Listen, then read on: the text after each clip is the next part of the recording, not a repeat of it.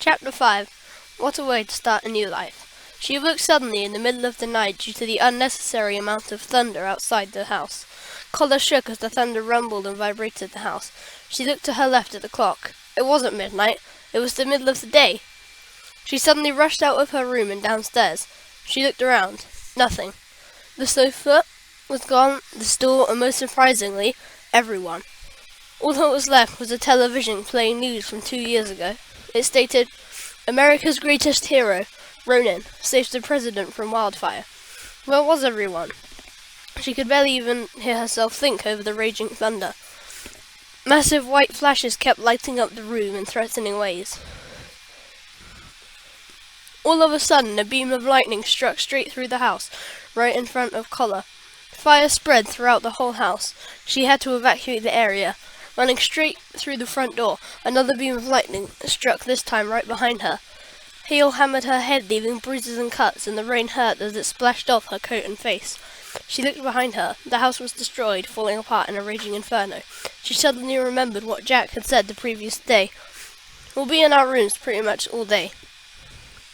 Suddenly she heard a scream from inside the house. Tears ran down her face as she turned around and sprinted through the thundering storm. Eventually, after running for miles upon end, she grew tired and the cuts became scars and her vision went blurry, and then finally faded to black. She gasped in a mouthful of air and began to cough very violently. She sat up and looked around. In what appeared to be some sort of tent were 4 rooms, a small folded-up camping table, and a lantern. Suddenly, a strange figure emerged through the door and stepped in. They zipped the door up behind them and said, "You're awake." Collar looked worried. Yes, I am," she replied in a sort of wobbly voice. But when the figure emerged from the shadow, she relaxed a little. "My name is Mr. Miyagi," he said confidently. "I am the trainer of Ronin and John Gregory. I also worked with the Burning Wolf and some random northern guy who was very annoying." Collar laughed happily at this. "Wait a minute," she thought out loud. "How did you find me?"